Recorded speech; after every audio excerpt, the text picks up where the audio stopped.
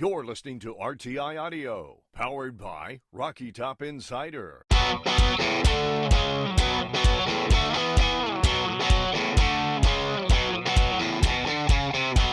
This is Pancakes and Bacon with VFL, Kyler Kerbison, and Reed Bacon.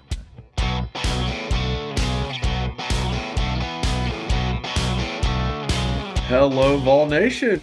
Welcome to another episode of Pancakes and Bacon. I'm your host, as always, Kyler Kerbison, joined with Reed Bacon.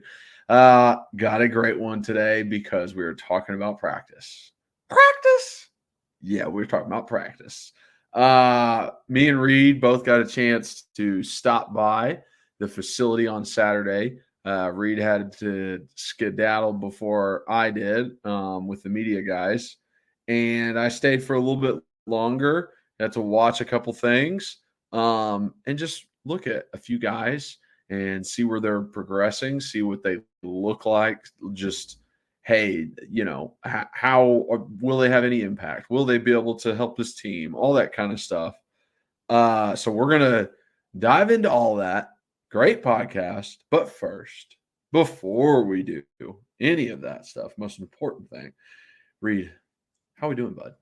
What's up, playa? Just eating some kava. Dude, kava is delicious, by the way. What is kava? What is kava?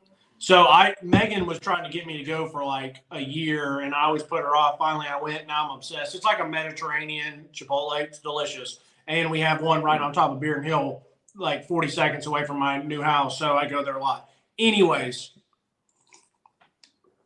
How's the back doing? How's the back doing? Dude, I'm telling you, the Lord is always good to me. From when I messed it up years ago, from when I messed it up at Orange Theory, when I messed it up in the fall from sneezing after getting out of the shower, all of those, it's, hey, take a week, don't work out, walk, therapy. But this time was the worst. I mean, your boys was down and out on the ground for 20 minutes. So I'm like, how long is this going to take? But I just walked, therapy, rested, took my muscle relaxers at night, anti-inflammatories. And by Friday, it was much better than Saturday and Sunday. I was like in pretty darn good shape. And now Monday, it was great to be back in the gym. And so right now it's feeling good. I got a big pillow back here for me. There you go. But yeah, I'm very fortunate. Very, very fortunate. So good. Yeah. I'm glad you're feeling better. You don't have to stand the entire podcast. Yeah, exactly. But I will say this. It was still great it wasn't our normal experience going to practice, but it was still great. I genuinely always love being over there and just watching ball.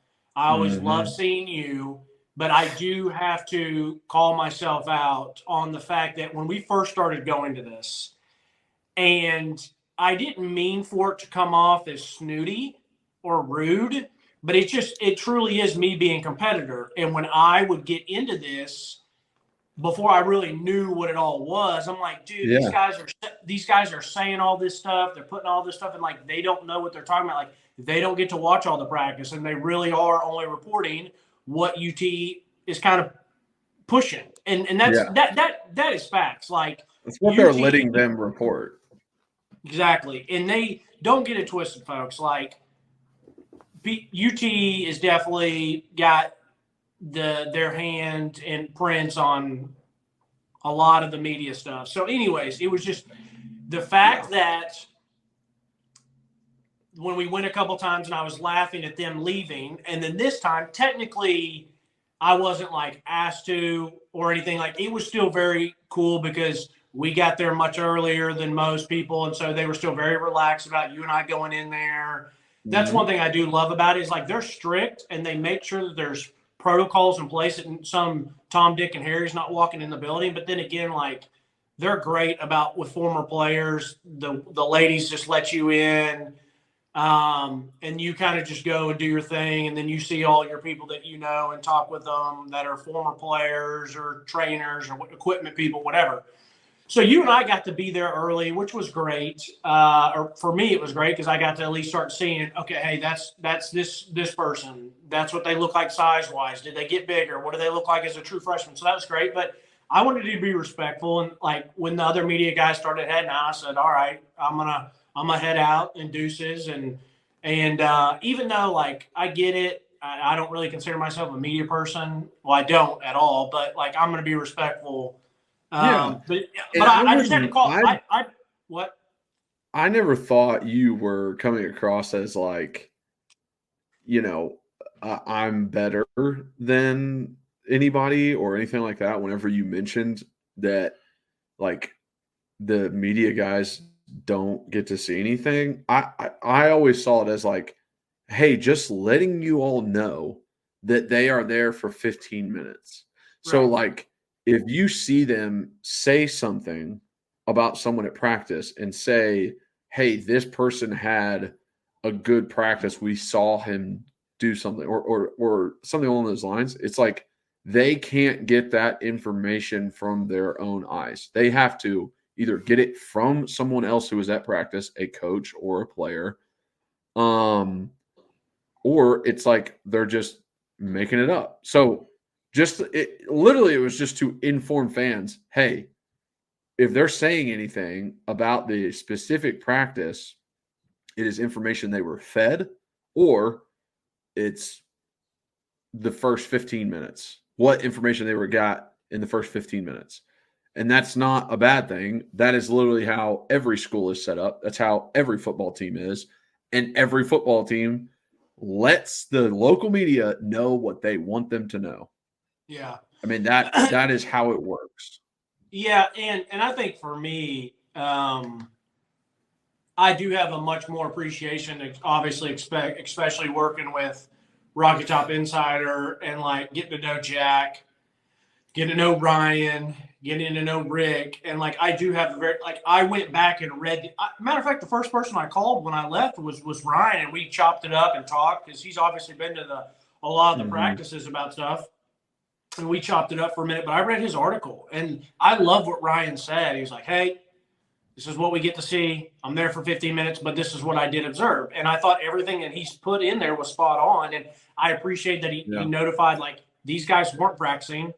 This is what I saw. And so I thought it was great. But yeah, I just kind of had to call myself out on that. And it all came from a spot of being competitive, getting frustrated. But now you've been around it a little bit longer, so you kind of understand the game behind it.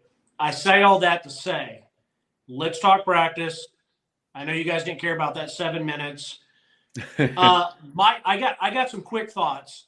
Then you give your quick thoughts, and then we dive in. The only thing I ask you not to repeat, because I am going to save it, is some of those nugs, those little nuggies that we got from the individual that was standing there talking to us. I don't know if you were going to drop those in at a certain time, but don't drop them in at the quick hits. Drop them in when we were talking about that position group. You know what I'm talking about?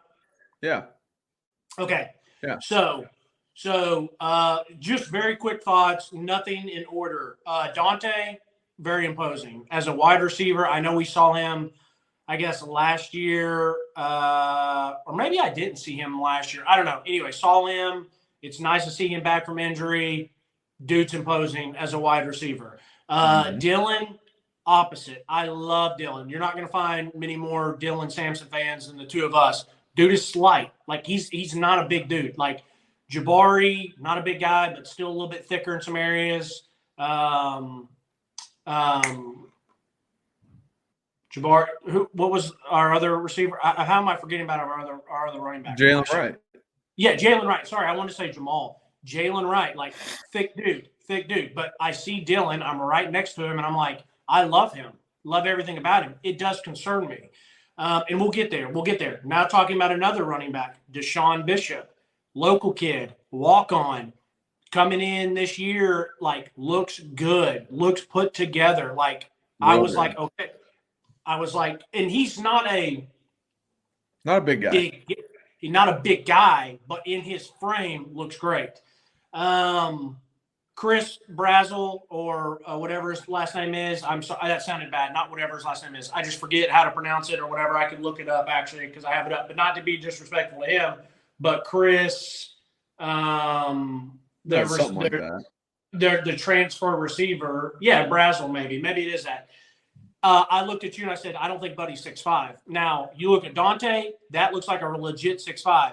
You look at Chris, that does not look like a legit 6'5". He looked the exact same size as a Caleb Webb. He looked just a little bit taller than a Nathan Leacock. Once again, not that it's bad or different. I'm just saying quick things that I'm noticing with my eyes when I'm seeing there enough for me to point out. And he's a slender guy. But I didn't think he was the height that I was expecting. I joked that Jake Merklinger is a little Kirk Cousins, just looks like a little pro out there with how he's swagged out, dressed, looks like how he handles himself, demeanor. One of the things you and I were talking about on the way there. What's the backup situation? I was like, no way a freshman is the backup. We were like, it's probably going to be Gaston Moore. All I noticed when Hype Daddy was right in front of us, by the way, it was so funny because I made eye contact with him and he looked at us, and it was when you were talking with I guess it's the head athletic trainer that you always talk to, one of your buddies. Yeah. And Heupel was looking over, and obviously Heupel's not an idiot. He probably knows that you're the former player. I know he's met you a couple times. Don't know if he remembers you, whatever. He talks to a lot of people. He looked over, and I was like, oh my gosh. I was like, this is going to be so embarrassing. But he's like, what's going on here? Obviously he did it, but he was talking with Gaston Moore the entire time. The entire time during warm-ups when the quarterbacks were doing their thing, Heupel was right there, and they were having a conversation. Routes on air, and I know Ryan put this in his article because he and I talked about this. It was horrendous. I was surprised by that. These are Division I high-level recruits, and it was terrible. I mean, I've seen high school guys do better. Routes on air, if you all don't know, it's just quarterbacks, receivers, pitch and catch, running routes, and they were doing all red zone. So 20, 25 and in. And the amount of balls that just were not completed, or the balls that were dropped, or the throws that weren't done. It was both. It was both groups. It wasn't just all quarterbacks or all wide receivers. There were drops, blatant drops. There were just blatant overthrows and misses too. And it was just, you don't want to see that. And I looked at you, Kyler, and I'm like, I'm not trying to have high expectations or sound like I could do better or other thing. I said, but this is the University of Tennessee. And I know people have some bad days, but as a collective group, it was pretty atrocious. And it's just a bummer to see. Once again, take everything we have with a grain of salt. This is one practice of one spring practice. So one practice of 15 or 20. And we were there for, I was there limited time. You were there for much longer, but still you didn't stay the entire time. But just, it was a bummer to see. Other than that, those were my quick thoughts before we start getting into position group. What do you say? Yeah. I mean, calling out those guys with, good sizes and stuff like that. Another one was Holden Stage, the tight end. Good frame to him, good size kid. Looks the part of a big tight end who can help passing game and running game. That project, Emmanuel Okio, or however you say his name, from Nigeria or somewhere. I don't even remember exactly where he's from, but has a pretty good body on him. I was like, oh, that's where that guy is. And they had him over at D end, and it was so funny, watching him during and we'll get into it, one of the team things. He's just he stands there and just stares over at the coach okay. And then gets down in his stance and does the play. And then the next thing he just okay. They're just giving him specific things to rush or go at this person. They still have him listed. They still have him listed as tight end on the roster. So I might have just broke some news. I don't know. Maybe they're just trying himself. We always talk about that. Spring practice, they do that crap all the time. No, I know. They jump people around. I mean, for instance, seeing Shamrod at guard, I was like, I didn't expect that. I wasn't expecting him to get guard reps, but at the same time, it's an offensive lineman. Get as many reps, as many positions as you possibly can. And the way he's built, he's got that huge base, short legs, and it's just squatty and all of his weight's in his legs. It's like, all right. I mean, that might make sense for a guard. But overview, even though that routes on air wasn't going great, I did still think that there was good competition happening in the drills that I saw. There was good fire back and forth, good effort between people, bringing a pop at certain points. So I was happy with what I saw, because that's the part that you want, and it can seem sometimes lackadaisical after a scrimmage, because it's like, God, I'm tired. This, we just had a scrimmage. This is almost the end of spring practice. I don't really feel like going out today. Just kind of lackadaisical about the whole thing. Or it's like, hey, you just spent the past day and a half watching film with your coaches of the scrimmage, and the whole time they were like, this, and just like drilling it into your head. This is what needs to happen. This is what needs to happen on this play. Are you taking that out there and doing something with it? So it's like, as an observer, I don't get to know what that is, but just the competitiveness between people can tell me what kind of mindset they're in. So I thought it was competitive in certain drills. I don't want to beat a dead horse, but man, this is legitimately the 6th time in his 3 years that I've been, and all of them are great practices. I'm not just saying that. I mean, I feel there's not been one time that you and I have gone, and the people and the coaches that are there do not seem like either they're enjoying it, but that they're getting the most out of it, and that everyone is there to work. Now, we're not lock in. We're not in the meetings. We're not in the huddle, so we don't know if someone is not giving the full effort that the coach maybe wants for them, or maybe they are a little frustrated and kind of dragging ass in a little way. Every time I've been there, it's always been super positive, a super good culture, working hard, working with one another. And I think that is very important to mention and to always mention, and I'll be worried if I ever go and it doesn't feel that way. But I also get when Heupel talks about his dudes at the end and there's like a bad loss, Missouri or Florida, and he still compliments these guys and appreciates them.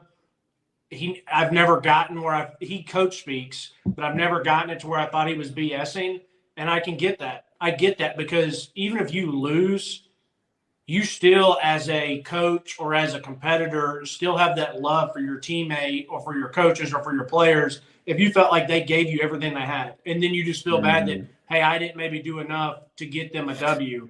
And so I think that just speaks big volumes of him, that these guys are always there working, and it always seems like a good culture. Yeah.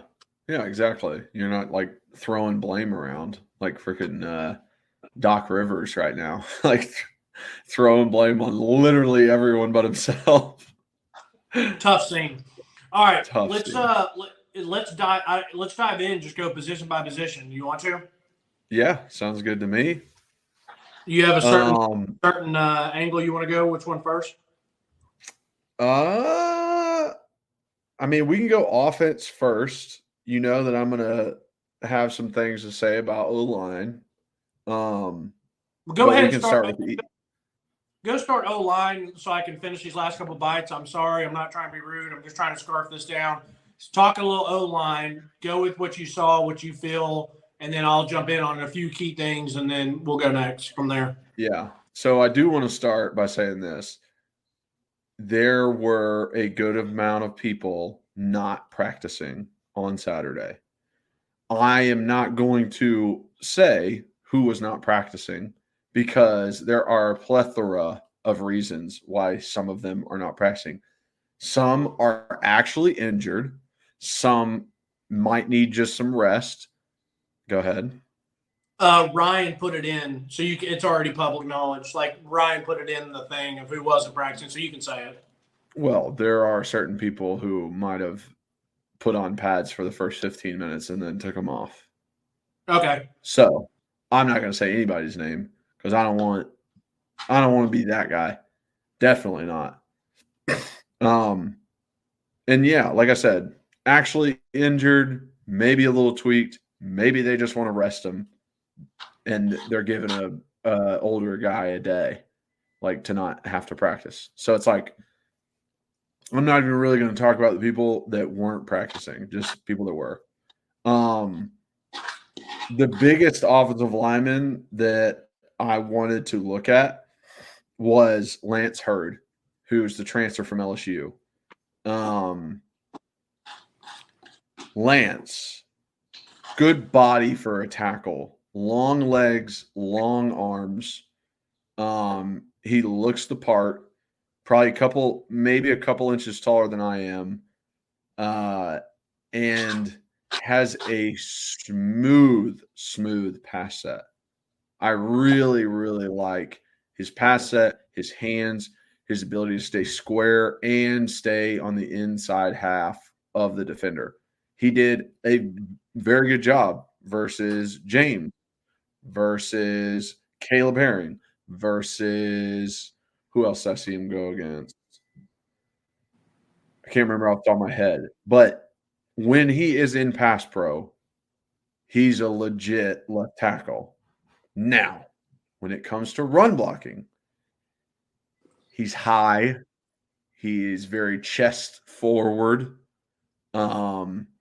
And he's not really setting himself up for success. That gets me a little bit. It is very much like, look, dude, you got the length over people, you got strength, you're not using it. You're literally not using any of the skills that you have. When you come at people high and hit your hands on the outside and not strike a breastplate, like you're not using skills that you have and attributes that you have. You're wasting them.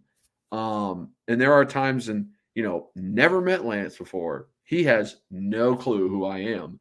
So first practice, I'm not going to go up to this dude and be like, hey, work your hands inside. You know what I mean? Like there are a couple guys in the past, and like Cooper or Cade, that like I've known before they were there. So it's like I felt comfortable talking to them. But yeah, great pass pro. Love that for Lance, but needs to work on his run blocking, especially single blocks, him versus defensive end. Not double teams, not down blocks. Him versus defensive end. We need some work on that. And sometimes when you have those blocks, sometimes it's not, you're not doing the exact technique that someone taught you, where it's like hitting your hands at this point. This is how those guys are so much more athletic than you. And really their whole job is to stay outside of you and not let you push them.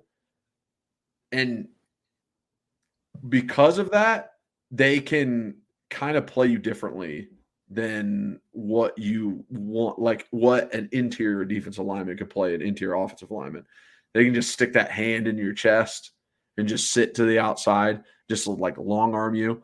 And I used to watch film on guys and be like, what does he like to do when you're running inside zone to him or something like that? What is his defense versus that? And if guys never stuck that long arm, I would literally come up to them, moving my feet, not punching, waiting to punch, just holding my hands at my chest and wait for them to reach out to stab me and grab their hand or grab their wrist, throw it off, or slap it down and replace my hand inside, because they're so like, oh, this is what I'm dependent on. You take it away from them immediately. So there's just little stuff that you can do as a tackle to kind of take advantage of that. I'm sure Lance can get there. I'm sure Glenn Ellerby can get there. It's just, let's do it. Yeah, I do want to jump in real quick on that and say that one of the people we were talking to didn't even mention spot on before practice started that, he's still young. He's got that. He's got great athleticism. He's got the great potential, but there is still things to work on. I mean, he's was just a freshman, 18 or 19 years old. So I don't want it to sound negative. I think it's still just you see the potential. It's just he's still younger. Yeah. I mean, I would say pass pro is way more difficult than run blocking. So he's got the hard part down. Right. What about some other another folks? guy, William Satterwhite. So I was very excited to see William. I loved his high school tape. I thought he did a pretty good job at practice. He was playing some center, which I really like. He's got that kind of center body to him. And I think the coaches kind of trust him and his technique and what he can do. And I really liked like his double teams with the guards were really nice. He stayed square. He did something in a double team that a lot of guys sometimes struggle with, and it's setting up the defensive tackle for the double team. Like people always imagine, oh, you're going to hit the guy at the exact same time in the double team. That's not always how it works. Really, when I'm double teaming a 3 technique and I'm at tackle with my guard is setting up the 3 technique for me to come in. I'm not getting there at the same time. It's a split second difference, but he's there first. And it's the same thing with the center guard double team. It's like the center's there first. He needs to set up that defensive line to be taken over by the guard. And I thought William did a good job of that, kind of getting underneath pads and lifting dudes and kind of exposing them to the guard. So I love William at that position. I like him. That's not a surprise either, because on his film, No. you had talked about how he looked already like a good, mature tactician, did all those little things that some high schoolers don't. Yeah, exactly. So like just confirming what I thought, which is what I love to see. And I already mentioned like Shamrod playing at guard. I like that. Just like, okay, let's play multiple positions here. Satterwhite. Let's see who else. Gage, got to see Gage out there. You can tell Gage is just like a younger guy, Ginther. Doesn't kind of hesitant towards stuff because he's thinking a lot as he's going through stuff. But he's still just a good sized kid. Also, Trevor Duncan, did not expect Trevor to be on the offensive line. He was a defensive lineman at Catholic, but he's built for it. I mean, he has a frame on him, and he came into Tennessee as muscle. That's it. Like, he was never an offensive lineman, so he had to stay kind of trim to keep up his speed. And now it's like, just give me a little bit more weight so you're not getting pushed back, and you're going to be fine. Like, he doesn't have to be 315. Like, stay 290 and keep your athleticism. You're going to be a great tackle, right? If you can, like, get the techniques down, that's going to be the hardest part for him. But it was, like, nice to see him in uniform and, like, standing out there. I was like, okay, I could see this actually working out really well because I've seen how athletic he is. Sometimes D linemen get a little upset. They feel like that's where their careers go to die. But sometimes it's very, very beneficial for guys to play a tackle instead of whatever they thought they were going to play. But yeah, offensive line, it was a good day. It was a good day on the line. You know who I forgot to who I forgot to look for, just do a walk by or ask you about, was our boy Max Anderson. Because we love Gage, but I forgot to look for Max. You do these breakdowns of these films and talk about them, and then I just forgot, and I tried to, knowing that you would be focused in that area, I tried to go look at DBs, linebackers. No, yeah. Walk down. But anyway, did you see Max or remember seeing Max or anything? I don't remember seeing Max. I know he was practicing, but I don't remember like seeing him, watching him in a block or him popping out to me at all. Gotcha. Okay. So O-line for me, real quick, a bunch of good sized guys. It was nice to see that. We're still looking good there. I know people want to say I'm not defending it one way or the other because I don't necessarily maybe have that opinion fully formed, but I know some people are worried about the people that Heupel or Glenn Ellaby have recruited and compared to the guys that were there, and the Jerome Carvins, the Darnell Wrights, those guys, the Coopers. Mm-hmm. But I mean, all these boys that they've recruited the past couple of years, looking good. I selfishly wanted Sham to be a little bit bigger on his up top, but he does that's his weight probably goes low, and he still's a great sized kid. There was one guy I saw, like Carrick, and for an older guy, I feel like he hasn't changed at all size wise from the first time I saw him. But whatever, if you're already 300, if you're getting stronger, that's all that really matters. But offensive line wise, take with a grain of salt what we say about the D line, because mentioned a lot of the guys that are not practicing. So keep that. Anyways, let's go to quarterbacks. Go to quarterbacks. So Nico's Nico. Still looks great, looks imposing, great size looking athlete. Love his demeanor. Love all that. I don't know if my expectations are just so high because of everything that's talked about, some of the splashes you've seen, and you can correct me if I'm wrong. You were there with guys that were, 4-star guys, maybe some higher level guys, but I don't know, when I go and I see that, I just don't expect him to have a ball that's not catchable. And maybe that's wrong of me. I don't know, but obviously he's the starter. Obviously he's going to do some awesome things. I just hope, and maybe when he was recruited there and you start watching that stuff, I'm thinking this dude's going to be an absolute gunslinger and running will be second. Then you watch the Iowa game and you're like, not that he's going to be a run first, but maybe it's really going to be more of a 50-50 split because he is just such an athlete. And I think it might lean towards that. And like, he's not afraid to take off. We always mentioned Hendon in that way of, man, when he knew that he could, he would take off. When he saw that it was man coverage and guys' backs were turned to him, or maybe he was like, there's one linebacker right here, I know I can beat him, he would take off and make a play.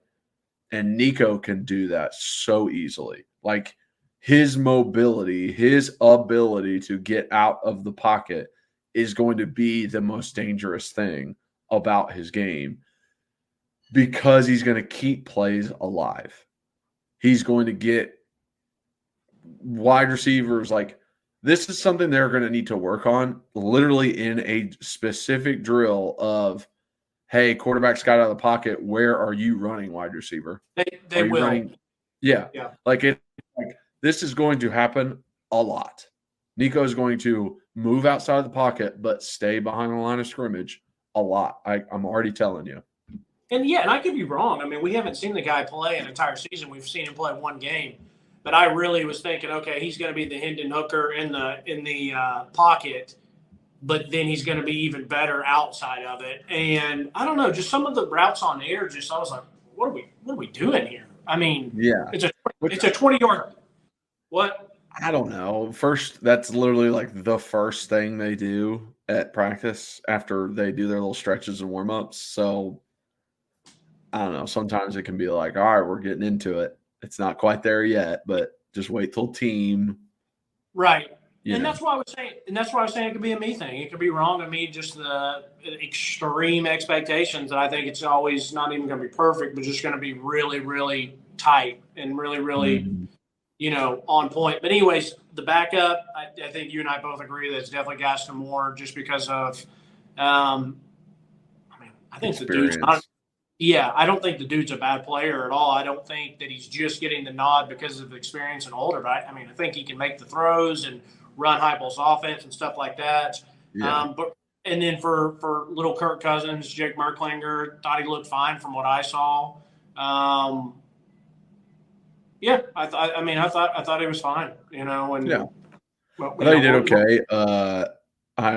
It's always really tough to tell on team when yeah, like O-line just gets beat, and then you're like, okay, well, I have no idea if the quarterback would have done the right thing in that moment, because it's like he's just trying to survive out there with the 3-0 line. So sometimes it's hard to tell with him, but yeah, I think Gaston Moore being the backup is an obvious play. It is, here's the veteran guy who's been in the same system, who isn't going to try and overshadow the starter, and that's almost exactly what you want as a backup.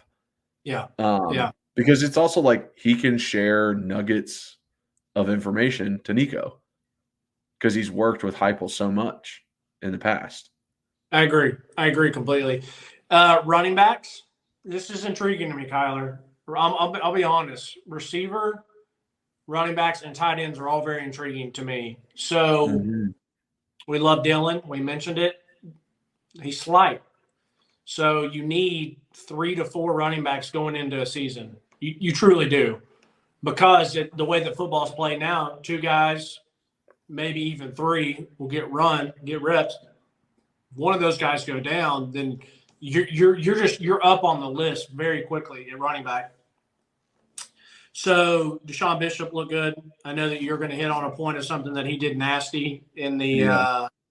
in team, but Mhm. looked good. Cam wasn't practicing.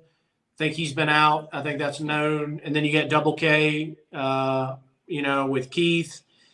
It's just an intriguing year because I know people say, oh, they've seen Cam in the orange and white game, Cam Seld in the orange and white game in some plays here and there.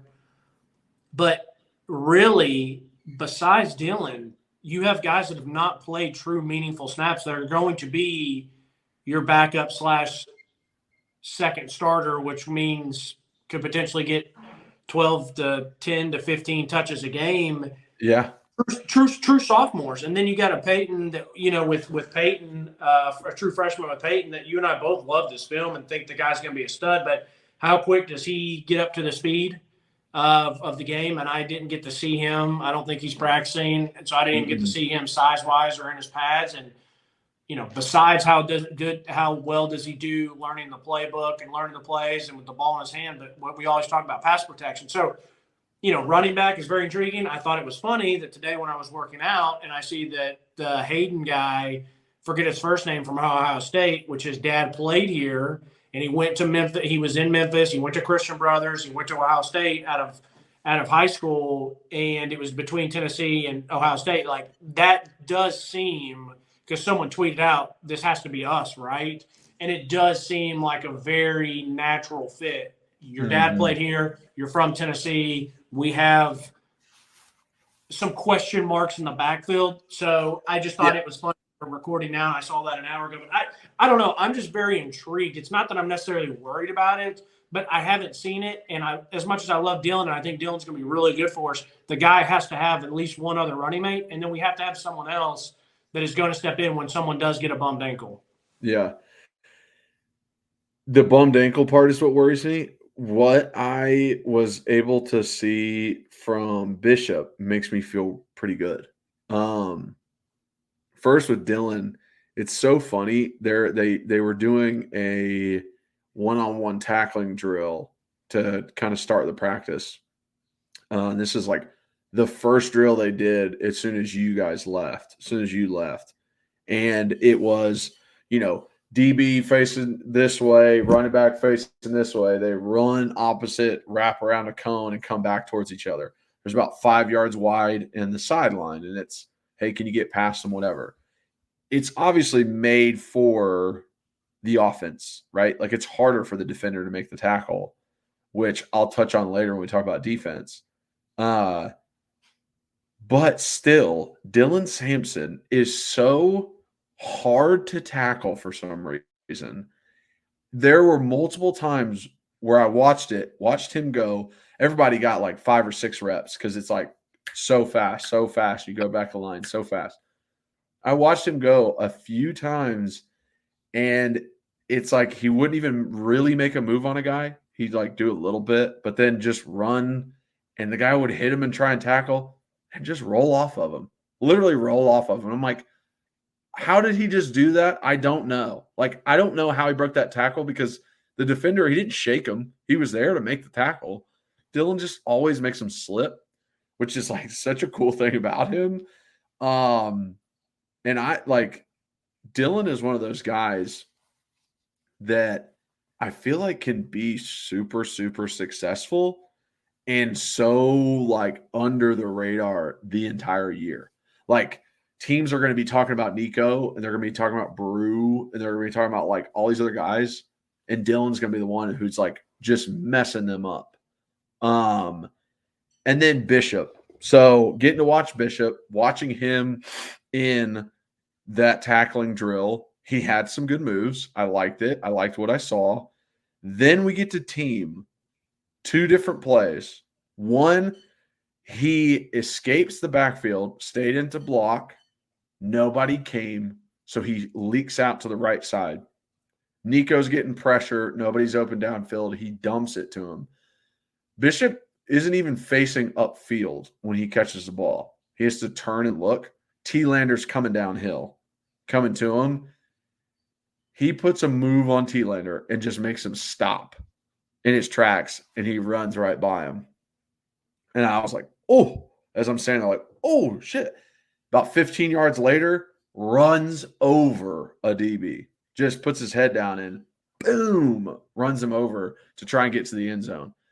And the entire offensive sideline just got hype as hell. Just started hooting and hollering, jumping up and down. And I'm like, that was my first like introduction to Bishop in a way. It was like the second play of the team. I'm like, okay, this guy can do it. This guy's legit. Like, yeah, he's a walk-on, but like I just saw what he was able to do, his skill set, and what he was like wanting to do, right? I'm not going to shy away from contact. I'm going to run over this dude. And then, 2s went, 3s went, 1s came back up. Bishops was with the 1s, and he has a great blitz pickup on a linebacker. And I'm like, all right, I'm sold. I'm good. Like, if you remember, need to see. If you remember last year, we're watching practice when we were both there the full time. And we see the blitz pick up. We're like, who the f is that? Literally, we said, I looked at you, I said, bro, who's 25? You're like, I don't know. And I was like, that was an awesome play. We like scroll it, look, we're like, holy crap. That's Carnes boy, Deshaun Bishop. We're like, yeah, that was nice. And so we've been to 2 practices, and he immediately is like, and I know. And I remember last year, you and I don't keep up with like the message boards. We don't read other stuff a lot. We kind of like to form our own opinion. But I remember then talking with a buddy who does read all that stuff. And he's like, yeah, like there's been some buzz. So it's good to hear that it sounds like it was true. And I was like, I didn't know there was buzz, but I can promise you he stuck out to me. And then now this year, it's already hit that again. So really, really cool to see and to hear that. And I love the fact that he did both. Or technically he did all 3. He trucks a guy, he makes a guy miss by a juke, and he gets a nice blitz pickup. So super awesome to hear. And the other thing is too, I don't like using the comparison because AK was awesome, but AK is the guy who was the slider build that guys would get a shot on him and it just looked weird, like it didn't affect him. Yeah. It didn't affect him. AK was a smaller guy than Jalen Hurd, but it looked like guys could get a big hit on Jalen Hurd and he would bounce off, but it looked like it would mess up his running track. AK just like kept going, and Dylan's the exact same way. Dylan single-handedly, in a way, makes me feel comfortable in saying that he was single-handedly closed out the Kentucky game. Was one of the top. Did. Yeah, making some of those just effort plays, and so I'm very excited about him. And I love everything that you see and the attitude and all the stuff that you hear about him. So, yeah, I'm glad to hear that you feel that way about Deshaun Bishop. I'm good with running backs. I'm ready to move on to tight end if you're good. Yeah, tight end. I already mentioned Holden Tate stays. Is that how you say it? Staes? I'm not Like, sure. Not I sure. guess. I'm going to say Holden. Yeah, just say Holden. Good size. Excuse me. I was able to see him do a couple run blocks and work with Lance and some double teams. And I thought he did a good job there. I thought he was under control, and man, he fits a good mold and seems like and this is no knock, but like a more athletic version of Jacob Warren. Like, I love Jacob, but like he seems like a little bit quicker of a version of Jacob. Whoa.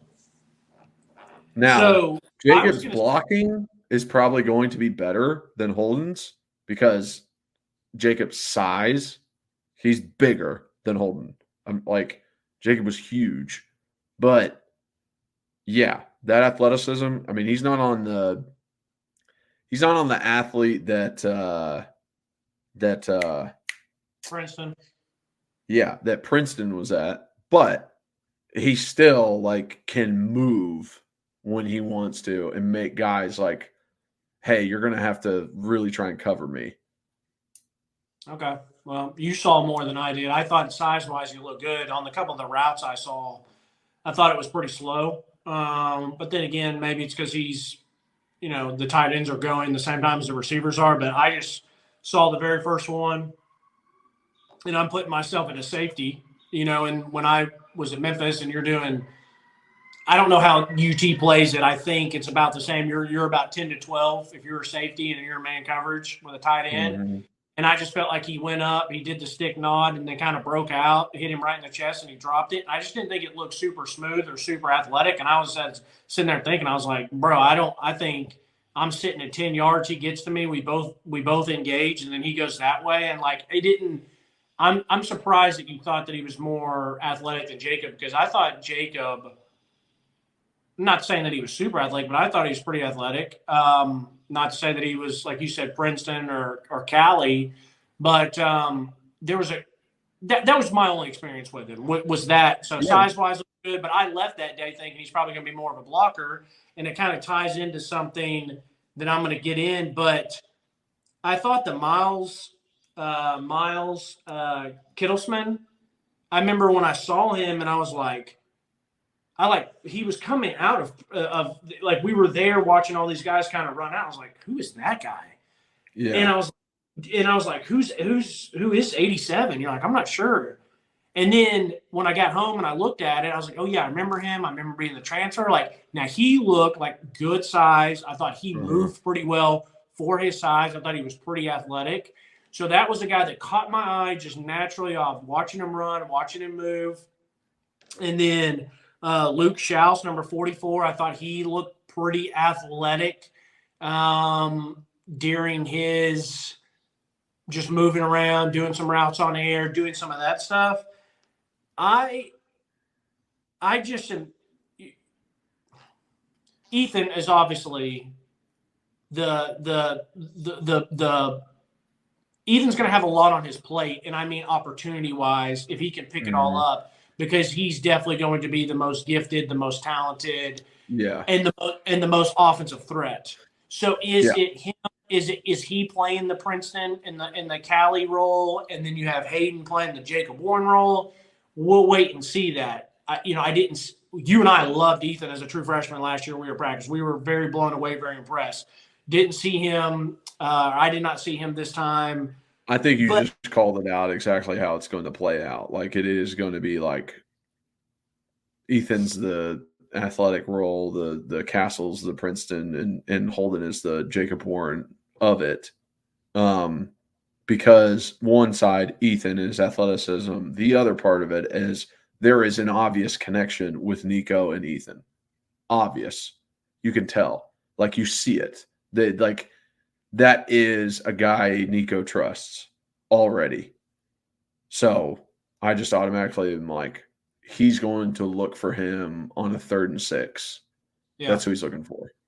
Well, like the running back room as a competitor, you have to be. I mean, if you are a Miles coming in, if you are a Luke Schaus, if you are a Charlie Browder, I guess, of the guy, big tall guy who was there but got hurt. I mean, at the tight end room, I mean, there's just a lot of opportunity there.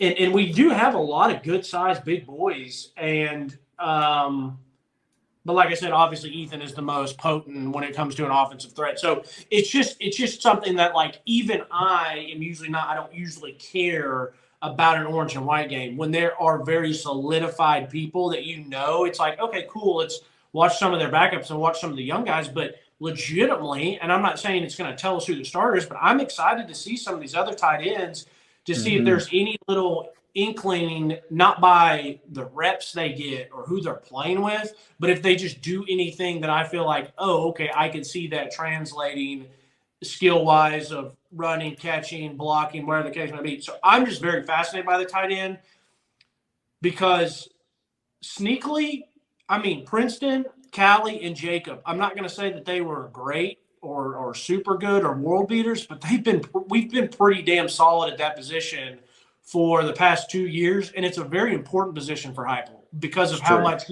he uses them as the H-back blocking. But when we start going fast, they also have to be able to not be a complete liability in the passing game. So I'm just very intrigued by it.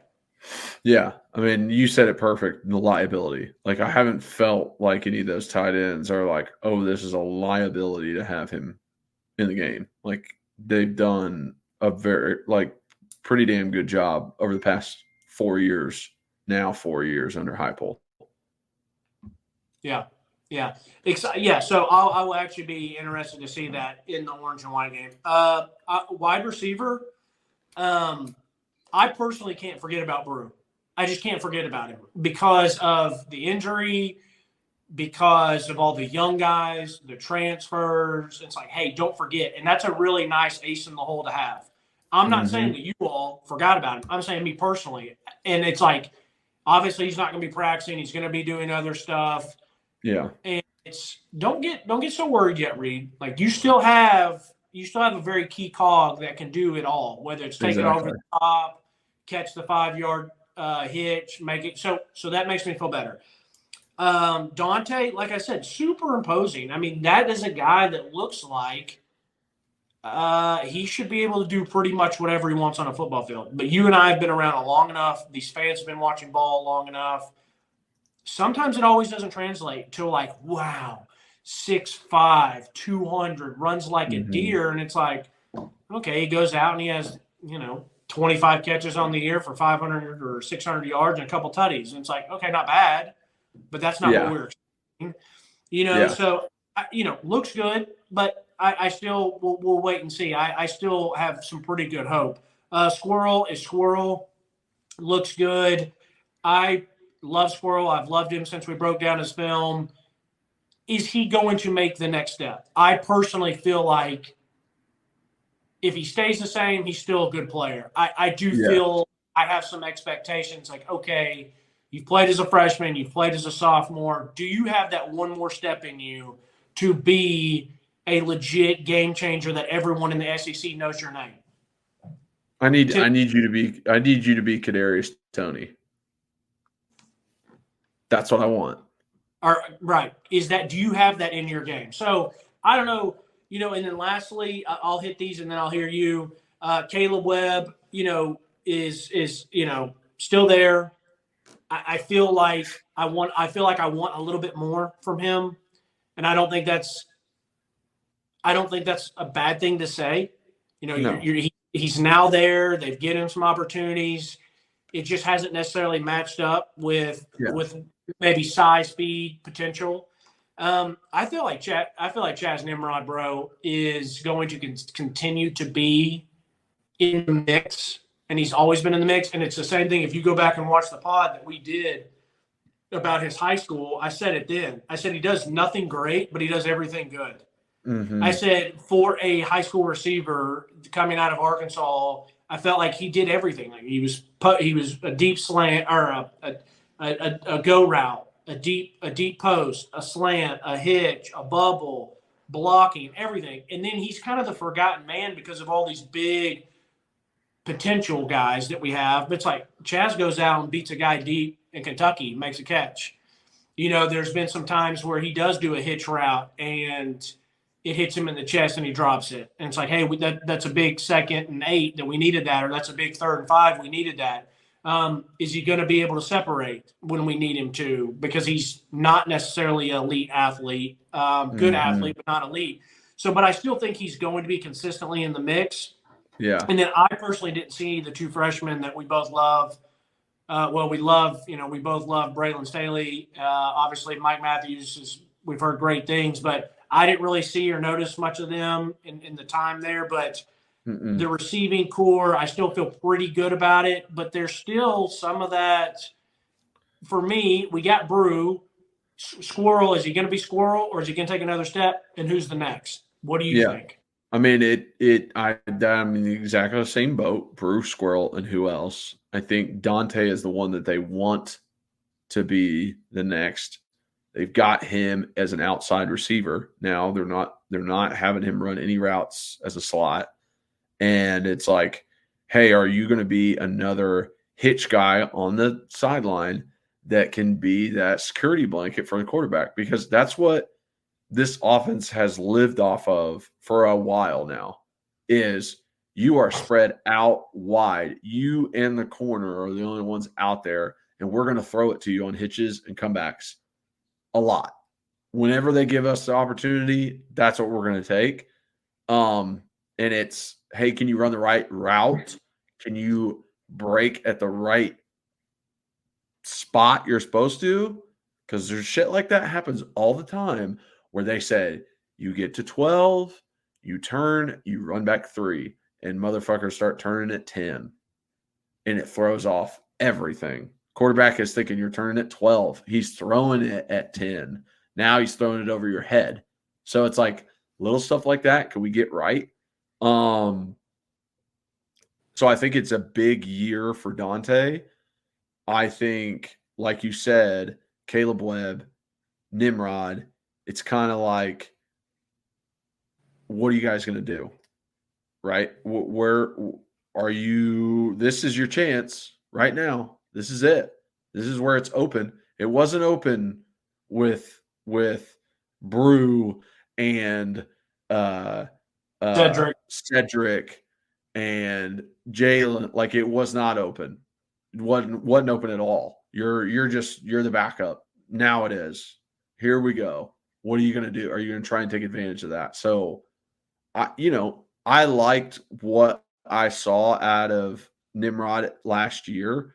Now, there were times where he dropped balls when we needed him to make it, but it was also like, this is his really first time getting out there. So I wasn't holding him too high of a expectation from him, but just seeing the glimpses of what he could do and seeing like effort he would put in trying to get downfield, make a block for a running back or another wide receiver. It's like, okay, let's see how this can progress in him.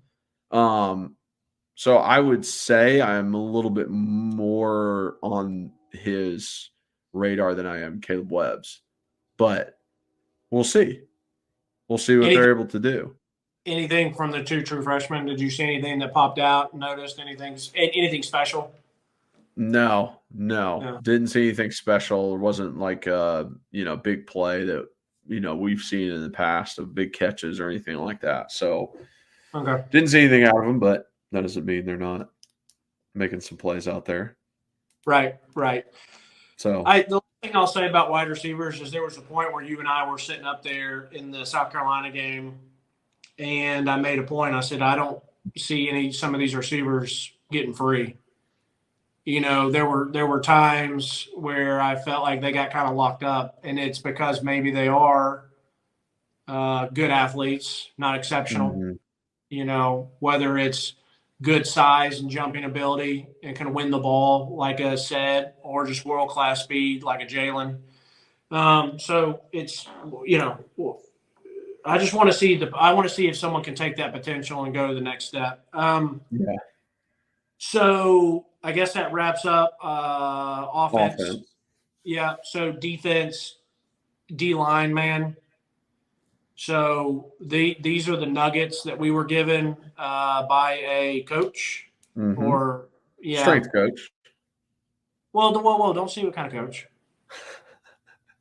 Don't say, because I was going to.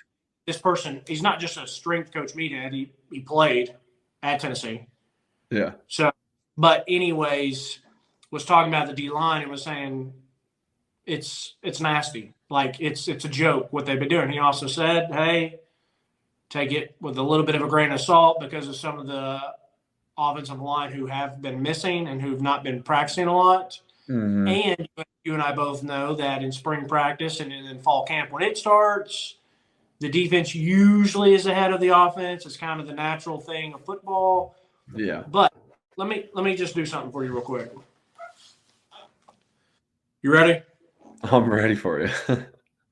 Amari Thomas, Bryson Dangerous. Eason, Dangerous. Elijah Simmons, Omar Big Norman one. Lott, Mm-hmm. Dominic Bailey, Mm-hmm. Joshua Joseph, James Mm-hmm. Pierce, Tyree West, David Hobbs.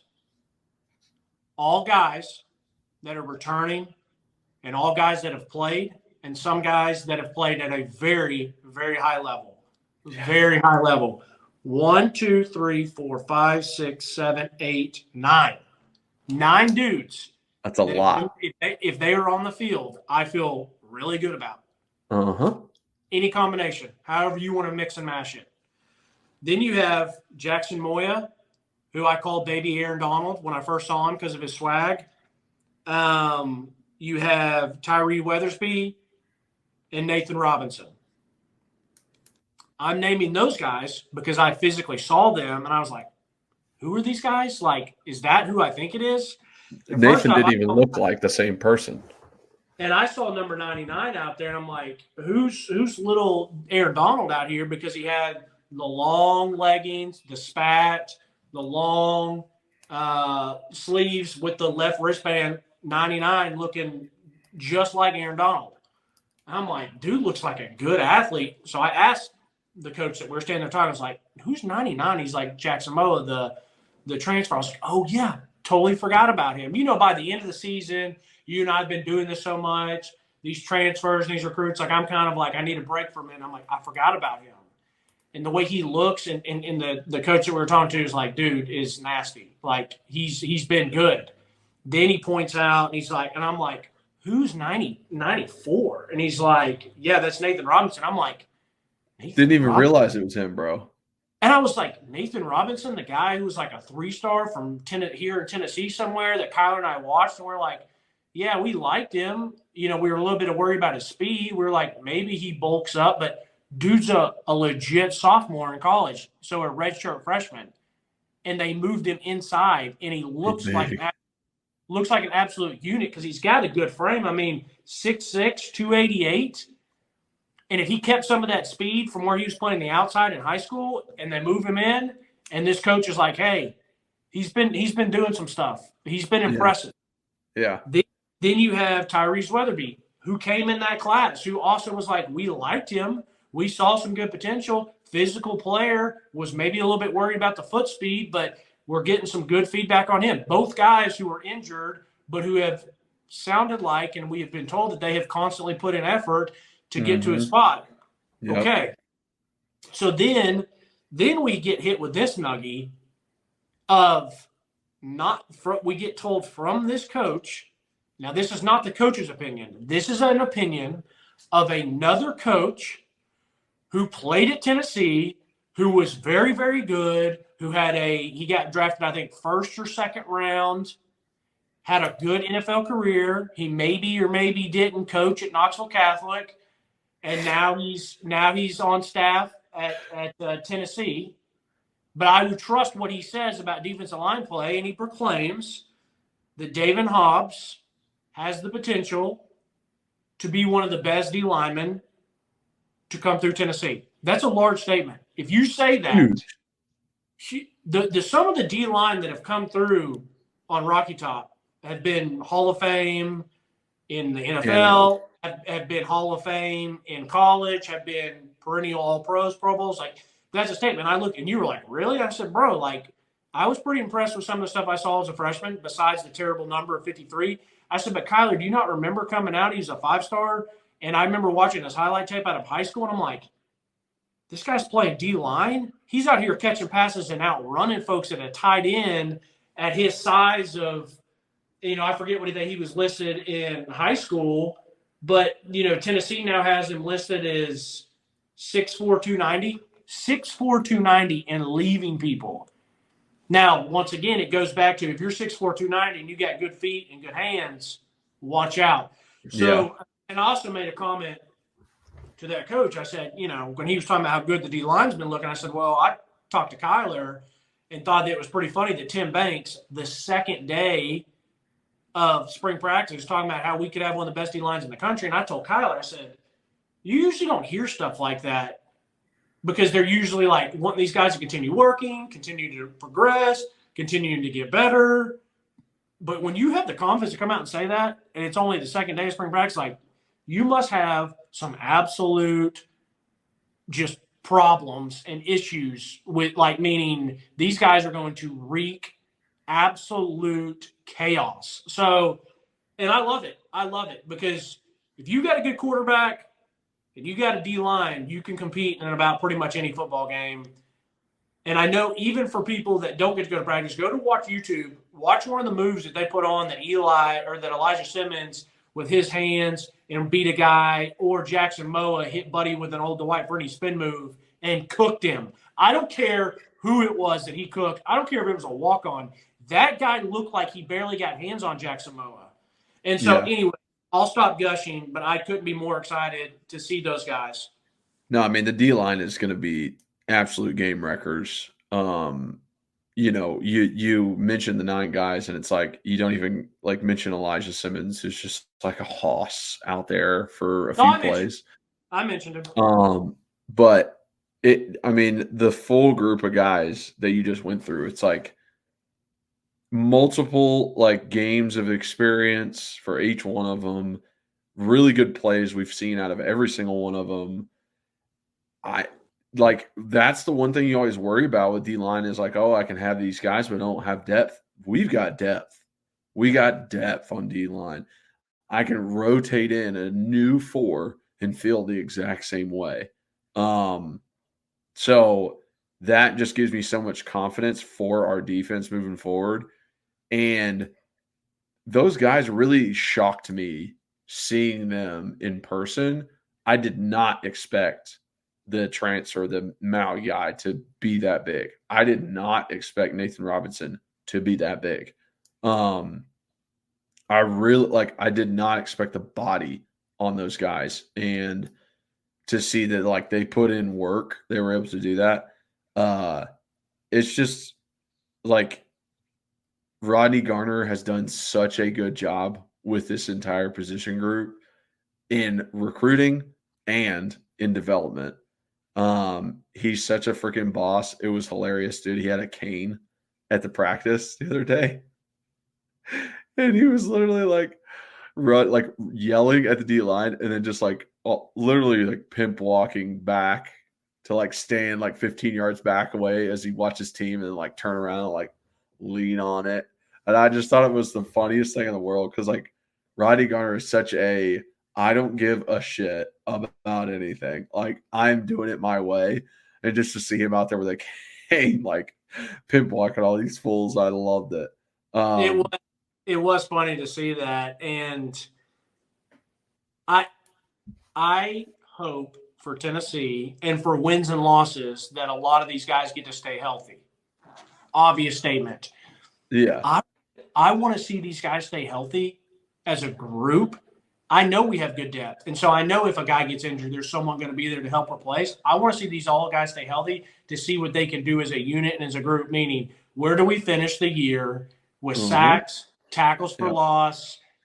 I want this to be a story like the 2003, what was that?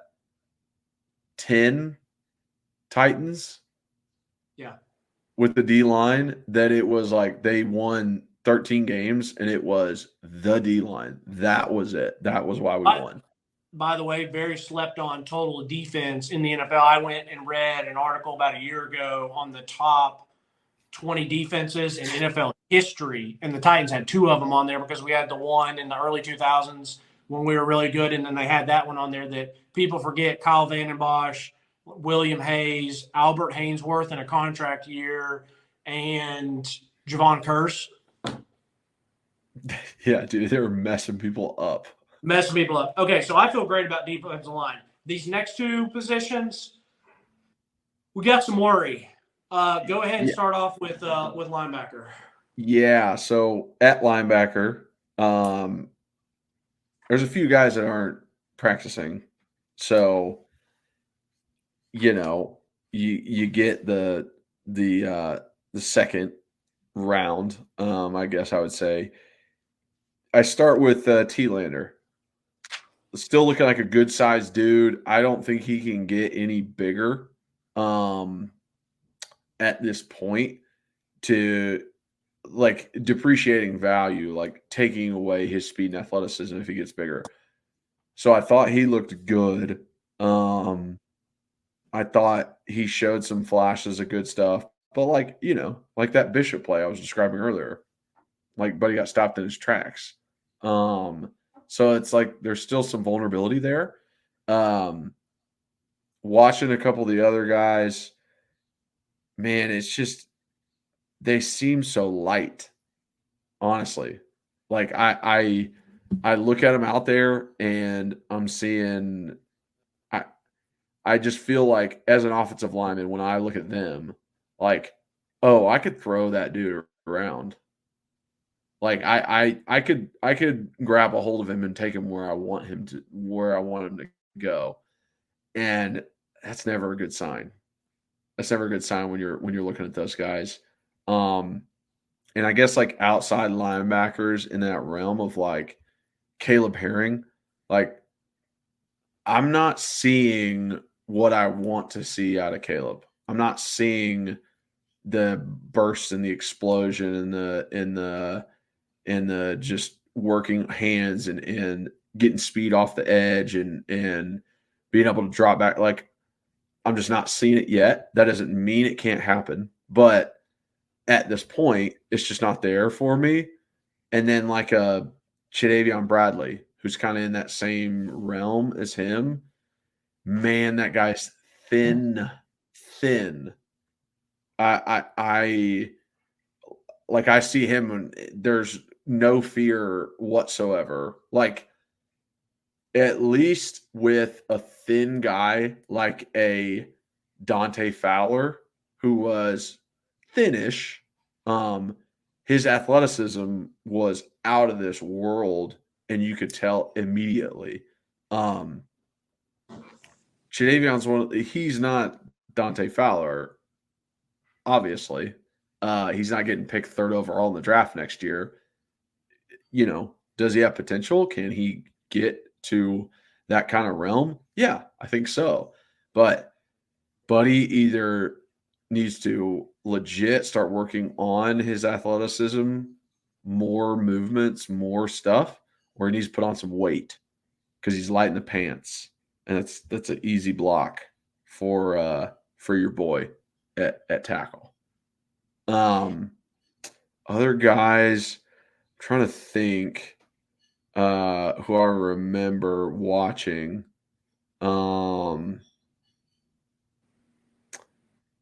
Smith. Same thing kind of with him. He feels small to me. 227, 6'1". Now that might not be really small, but I guess it does from like a 300-pounder's perspective. And yeah, it's just, I don't know. Like, I don't want to rip on these guys, and they're probably not going to be the starters, but it's like, I didn't get to see who I'm presuming is going to be the two starting middle linebackers. Like, I didn't get to see them. Yeah. So, yeah, 6'1", 230 is 6'1", 230. It is what it is. But I can promise you, it comes in a lot of different forms and fashions that when I see it, and I'm like, yeah, I'm 6'1", 230. I can honestly tell you there's some dudes in the NFL that are 6'1", 230, and they look unbelievable. I mean, they look like that's what I want as a middle linebacker. That's who I want, protecting me in a fight. Seriously. I mean, That's we what were I want. talking about it at the very start of practice. We were like, God, they seem just small. And I was going to bring up, I mean, we are right next to T-Lander, right next to him. And I said, as a true freshman, I thought he was decent size as a true freshman. I think he still looks decent now, and he's still a legit 6 foot or 6'1", whatever they had listed at, 225, 230. But it still wasn't like I looked and you're like, yeah, it looks pretty good, but we feel like he's maxed out his frame. And it's just because, and once again, as a fan, this is me just wanting a Georgia, LSU, Alabama, even a Mississippi State linebackers are more recent than Tennessee, like we had in the 90s and early 2000s. So I'm not saying Tennessee hasn't had these dogs. It's just been a little bit, but where's our guy that's like the 6'2", 230, but it's like, wow, that dude does look like Byron Young. But now, again, Byron Young was a defensive end outside linebacker for us, not a middle linebacker. So I think Jeremy Banks was the closest to that look. Yeah. Aaron Carter's not practicing. Elijah Herring wasn't practicing. Keenan Peely was there at the beginning, but I don't know how much he practiced when I left. And I don't know, man. I think everyone has a bad taste in their mouth about how bad that looked. And I just personally, as much as I love Heupel, I'm going to be bummed if we roll out there this year and the linebacker plays not any better, because I'm like, what the did we do to get better? Mm-hmm. Like, this is the University of Tennessee. You're telling me we can't find one dog at linebacker every year? I mean, no offense, but even when you were there, like Jalen Reese-Mayville was good, and after that, it was like, okay, if he gets injured, and we had damn Colton Jumper out there doing everything he could, but shouldn't have been a middle linebacker in the SEC. We had the Kirkland guy who looked good and moved well, but it never really panned out for a 4-star guy. So I don't know. I mean, it's a worry. It's a worry for me. It's either, if you're lighter, you better be super instinctive and super fast and not let guys get your hands on you. Mm-hmm. Or, you know what I mean? It's not that we don't like how the effort that they play with, or we love how T-Lander will stick his nose into anything, but sometimes it's not smart to stick your nose in it when you're blocking him, because that's kind of what you want in a way. It is. Just from what I saw, it didn't give me any. I was hoping to get there and feel a little bit better about what I saw. I didn't. So I don't know. It's still a worry for me, which is probably not what everyone wants to hear. Finish up on DBs. They want to hear it because they want to hear the truth. So, yeah. DBs. Yeah.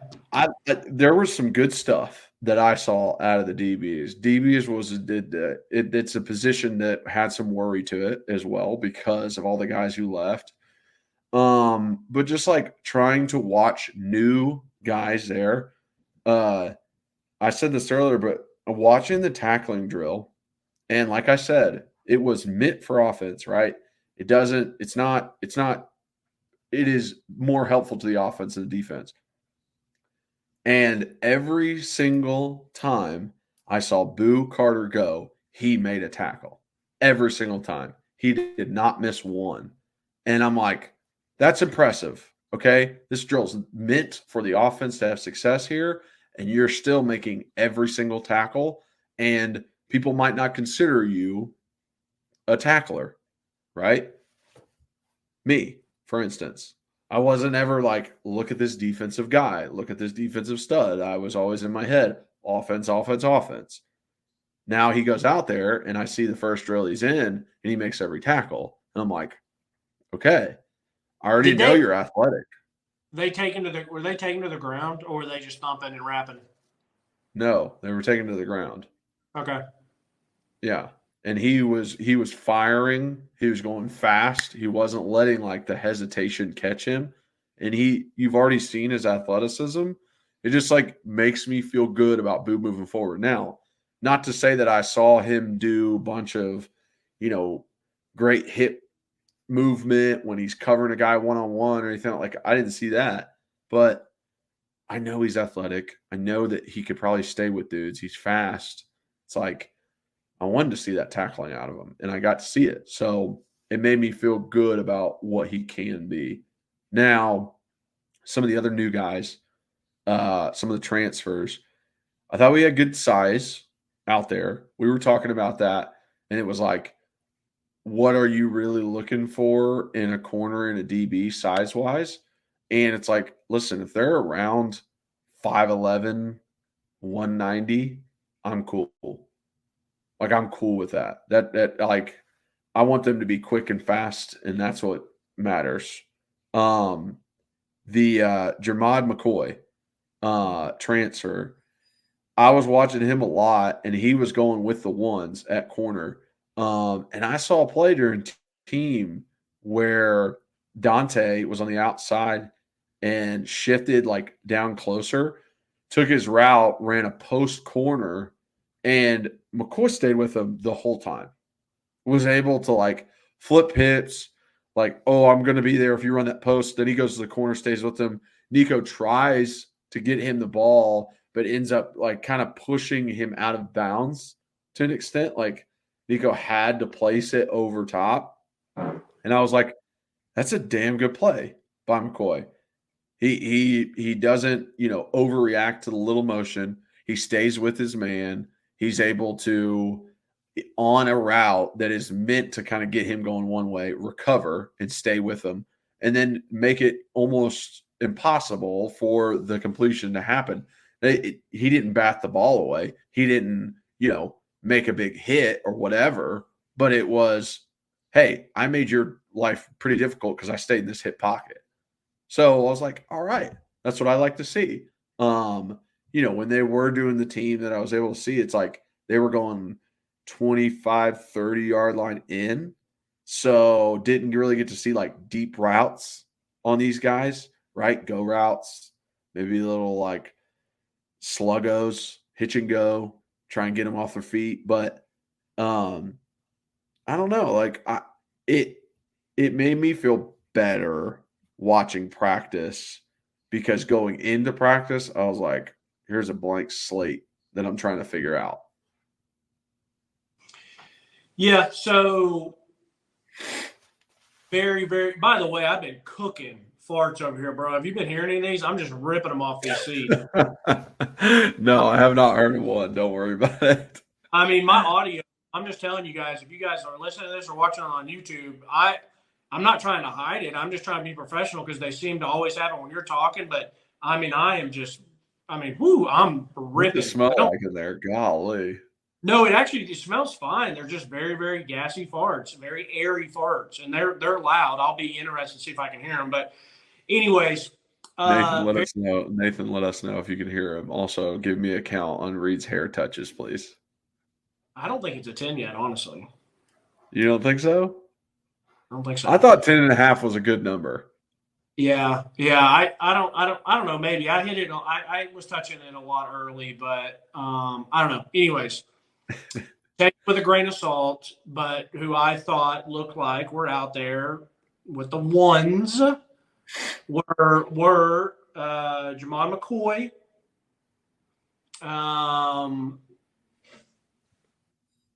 give me a second.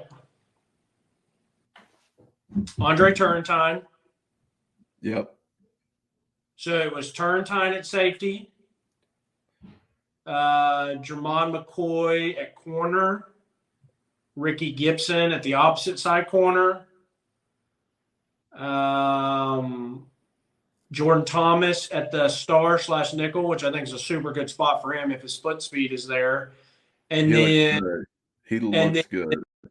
And then Jacoby Thomas from Middle Tennessee was at safety. So it was Thomas and Turrentine at the safeties. Outside was Oregon State and Ricky Gibson. And then, like I said, Jordan Thomas. Jordan Thomas looked good. Now, I thought it was a bunch of DBs is what I saw. And once again, I don't think it's unfair for me to ask for the University of Tennessee to have one or two guys that are a little bit imposing in speed and size wise. If Georgia, if LSU, if if Alabama, if some other SEC schools can have those guys. Kyler, if I was at the University of Memphis and there was a couple of guys there that were 6'2" and a half, maybe pushing 6'3", 205, and looked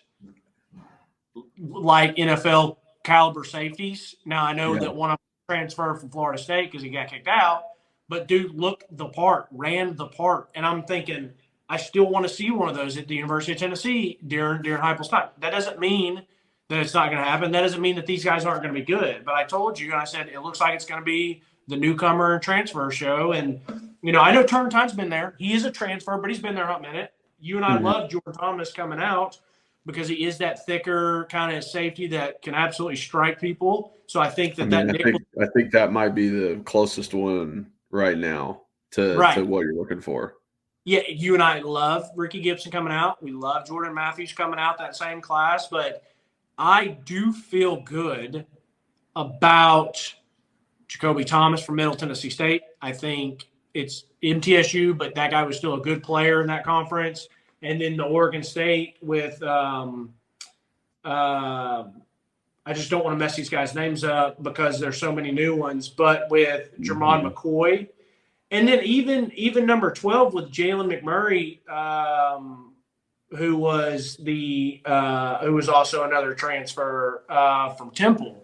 All those guys, I'm still like, I was happy kind of with what I saw. I wish I would have gotten to watch a little bit longer to see how I thought that they kept up.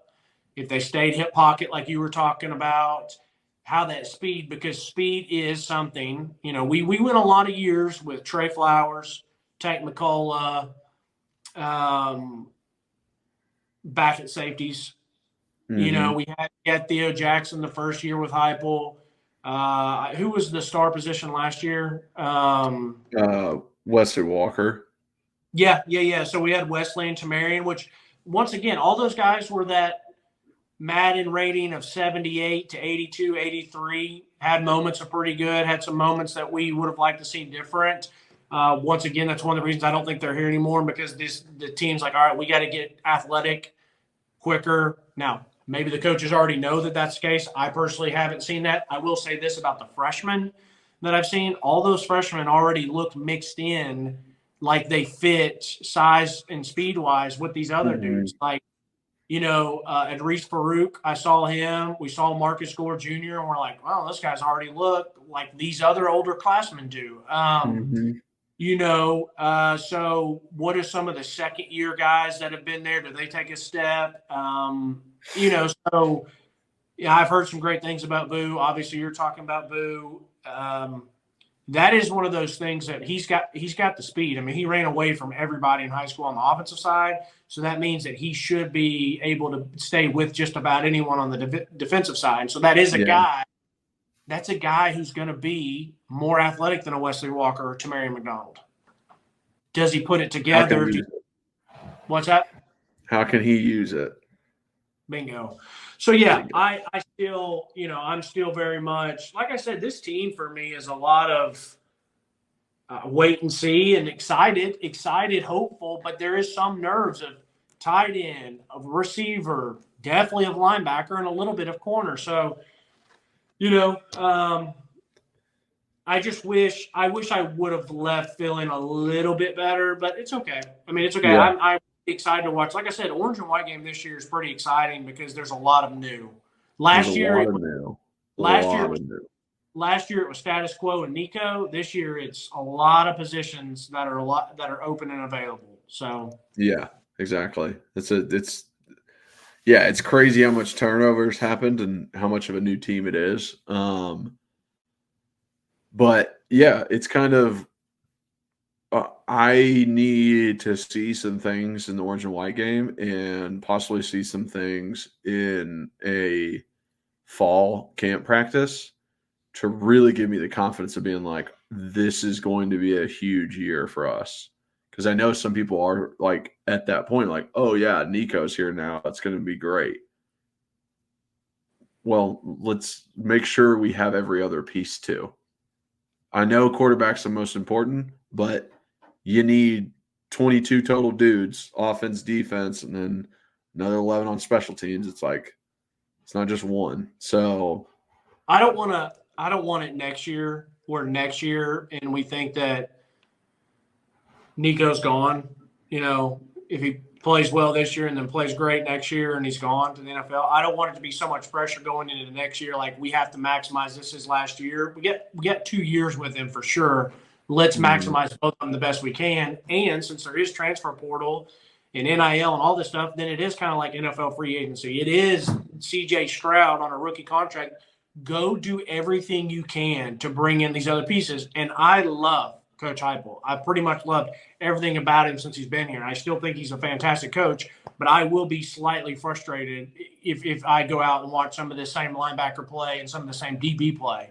How do we not go find someone different to replace those positions? Not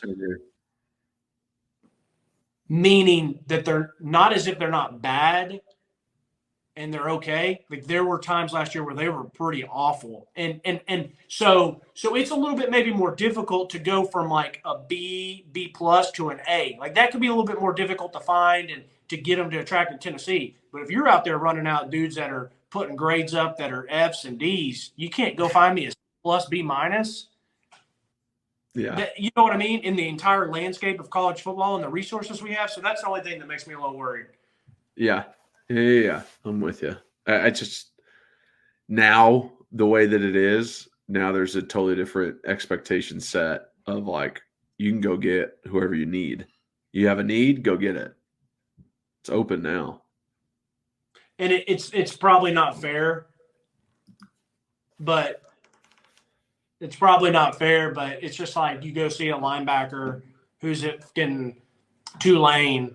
You see a linebacker who's at Florida Atlantic. Like, what are we doing?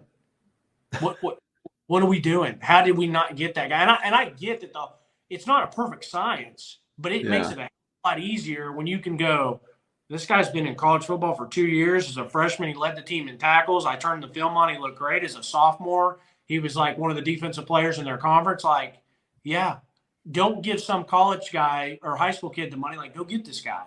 Yeah, exactly. See you, brother. Let's pick those little guys from the smaller schools. Yeah. All right, buddy. Good pod. Adios. Adios, muchacho. All right. Thank you guys so much for watching and listening. If you are watching, please like, subscribe, hit that notification bell, leave a comment. If you're just listening, rate and review, download, re-download, follow us on those listening platforms. Also follow us on social media at Pancakes and Bacon for our main account on Twitter, at Pancakes and Bacon _RTI on Instagram. If you want to follow Reed, that is just at RBacon26 for him. And then myself is just at Kyler Curbison on all social medias. So check me out. And thank you guys so much for being great fans. I hope you enjoyed our little practice breakdown. And as always, go Vols.